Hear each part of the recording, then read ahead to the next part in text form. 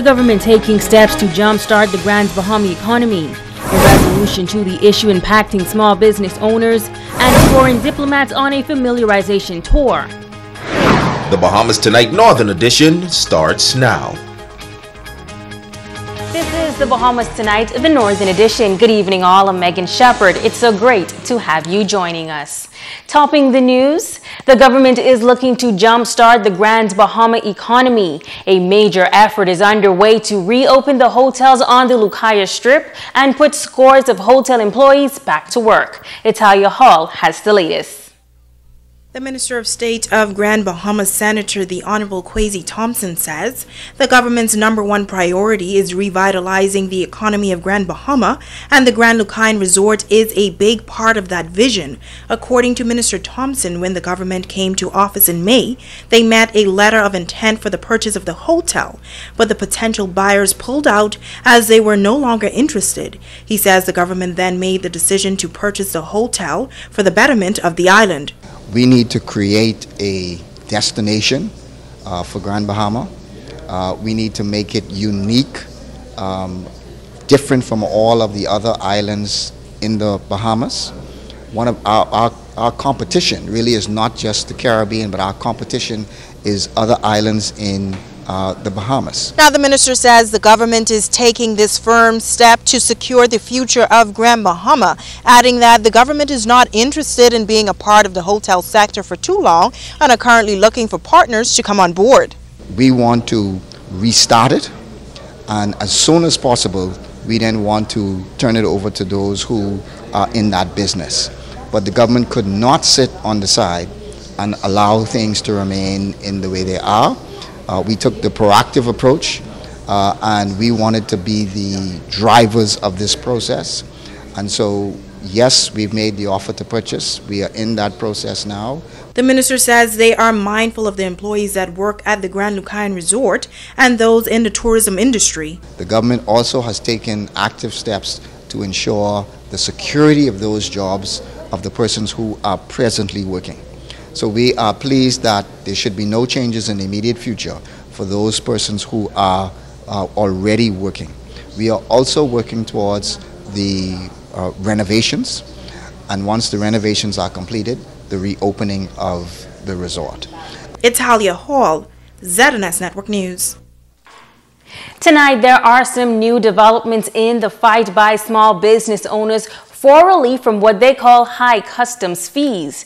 The government has heard their cry and a decision has been made in their favor. Italia Hall now fills us in. Thanks, Megan. Well, for the past 6 weeks or so, small business owners on Grand Bahama have been lobbying for change in the fees being levied by the Customs Department. But yesterday, those business owners received some good news as the nation's leader, Dr. the Honorable Hubert Minnis, requested that the Customs Department revert to their original agreement. Now those business owners are celebrating this decision. We spoke with the Minister of State for Grand Bahama about this move by the government. Senator the Honorable Kwesi Thompson says the government recognized that a large number of businesses on Grand Bahama were having challenges with the Customs Department. He says that he, along with other parliamentarians, met with those business owners with the goal of bringing some relief to the small business sector. What we wanted to do was to take a look at what is happening in customs. The Prime Minister made the announcement, or made the step, that customs now will revert back to the previous arrangement while those present discussions are going on. And so we are mindful of what is being said, but what is going to happen now is it's going to go back to the position previously, but we will continue to have discussions with small businesses on the way forward with respect to what should happen in Bahamas Customs. Following the announcement of a resolution, a small group of business owners returned to their staging ground at the Tory Gate of the International Bazaar to say thank you. Darren Cooper continues to lead the charge. He says thanks to this change, local businesses now have a chance to survive. We are grateful today that the government of the Bahamas saw it fit to change the system that businesses in Grand Bahama can continue to do business easier and make it more comfortable for us to be able to do business. What what today shows is that we are stronger together. That has been the message from the beginning. We are stronger together as a body. We come together, our voices can be heard, not just in this instance, but any instance as business owners. We're going to continue to be good stewards at customs because, you know, the government needs the revenue. And it is our duty to pay the revenue. But in the midst of this celebration, there was some disappointment, as only a handful of the small business owners supported this latest effort. Cooper and Yolanda Hanna say they will continue to work with the government. I believe that we will continue the fight. We've been fighting for a long time in Grand Bahama, and so we just want to continue what we've started, and hopefully we'll be able to have a good relationship with the government. Moving forward, I'd love for the government to pay attention to us, to listen to what we have to say. Again, we're not complaining. We're not here saying we do not want to pay our taxes. We do pay our taxes, but you know, we also have solutions. The government had promised the small business owners that a series of meetings would be held to discuss the various issues. Now a meeting is set for this Thursday evening at the Fossa B. Pistena at 7. Local parliamentarians are expected to be in attendance to discuss funding opportunities for small businesses and plans to develop Grand Bahama. Live in the news center, I'm Natalia Hall. Back to you, Megan. Well, thank you, Italia. Well, the Grand Bahama Port Authority is responsible for licensing all businesses within the Freeport area. To date, there are over 3,000 licensees, and many of the business owners who were concerned about the customs fees make up that number. President of the Grand Bahama Port Authority, Ian Roll, says he is aware of the concerns expressed. He is reminding all licensees that the Port Authority is accessible and is there to help. I think most of the licensees that have issues and have contacted our offices would attest to that. In fact, I think there was a Mr. Cooper who would have voiced his concerns about some recent customs issues. He actually came to see me about the issues, and I think they're being resolved now. But he said publicly how helpful the Grand Bahama Port Authority has been to him and other licensees who are facing difficult times at the moment. So if you're finding yourself in a difficult position, please come and see the Port Authority. We are here to ensure that you stay in business. We're not here to put people out of business. It makes no sense. So please come on over to our offices. Nicole Cobra, because she leads the customer relations, customer service team, and she's done an excellent job communicating with the licensees to date. Now, business owners can reach out to the Customer Relations Department at telephone number 350-9050. An activist group coming together this afternoon on Grand Bahama, taking a stand against Emera and the Grand Bahama Power Company. For years, this group has agitated for the cost of electricity to be lowered. But now, as Emera proposes to take their presence on Grand Bahama to another level, the group is calling on the government to say no. The coalition of concerned citizens continuing their fight for the people of Grand Bahama when it comes to the energy sector. For years, the group has taken a stance against the Grand Bahama Power Company and the cost of electricity. Members came together once again, this time to oppose Emera's proposed buyout of Bahamian shareholders.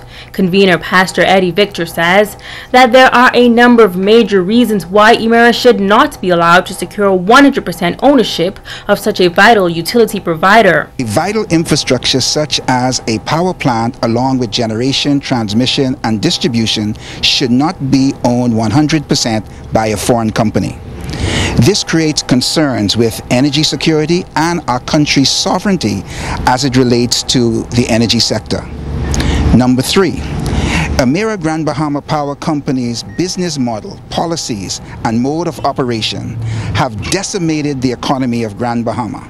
High electricity base rates have resulted in closures of businesses, hotels, unemployment, and hundreds of people living without electricity. It is important to note that high electricity rates contributes to a higher cost of living. Supporting the effort for change, Area Vice President of the Bahamas Union of Teachers, Quinton LaRota.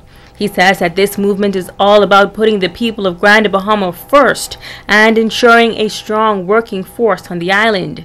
He believes that the high cost of electricity is a threat to businesses and the workforce. The high cost of electricity is a prohibitive factor in terms of new businesses, entrepreneurship, and employment. And so if anything that could be done to reduce the cost of energy, especially if it need not be so high.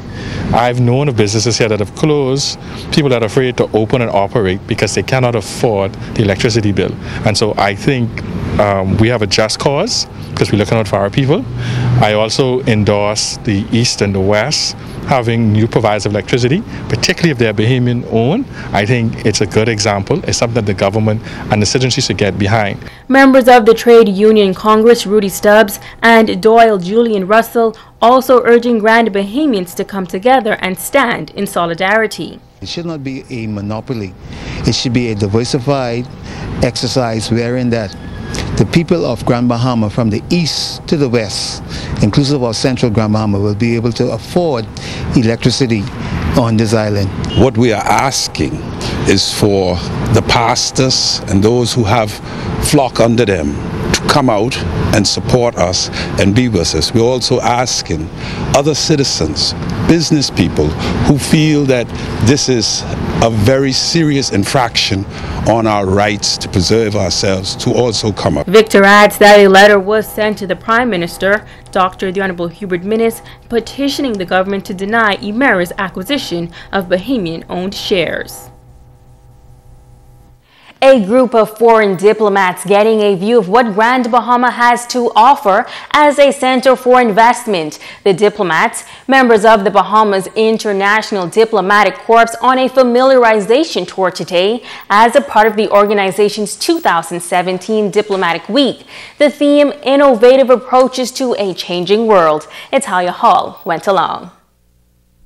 The group of foreign diplomats were treated to breakfast at the Pelican Bay Resort, where they were welcomed by Vice Chairman of the Grand Bahama Port Authority, Sarah St. George, the port executive giving the diplomats a lesson on the history of Grand Bahama and the various opportunities available in the industrial and maritime sector. You will see the largest ship repair facility in this hemisphere, also polymers, the largest exporter in this region who produce styrofoam beads for the Dart Corporation, and Pharmachem, one of the largest manufacturers in the region who make the revolutionary HIV drug. The Vice Chairman also outlining some of the plans in the pipeline for Grand Bahama. We've already introduced smart metering for water, which will end up being a multi-million-dollar project funded by the IDB. Soon, even a boring old power pole will have a voice and report how old it is, where it is, how strong it still is, digitally. And we found this kind of information to be so important after the hurricane. GBPA is also the title sponsor for an upcoming Grand Bahama Tech Summit on Information and Communications organized by the government. The Minister of State for Grand Bahama, Senator the Honorable Kwesi Thompson, also addressing the group, telling the visitors that Grand Bahama is not only a vacation destination, but a place with great opportunities for investment. I recognize that we do have work to do, and as you drive around, you will see that there is still work to do. But we must begin to attract new industries to Grand Bahama. We are creating the one-stop shop for Freeport to create that and to improve the ease of doing business. The group was then taken on a bus tour through some of the areas that were impacted by Hurricanes Matthew and Irma, including Pinders Point, Lewis Yard, and the surrounding southern communities. From there, they visited the Grand Bahama shipyard and was able to get detailed information as to what the company is all about. The tour wrapped up at the Grand Lucayan Resort. Reporting for ZNS Network News, I'm Italia Hall. Stay with us. The Bahamas Tonight, the Northern Edition, continues in just a moment.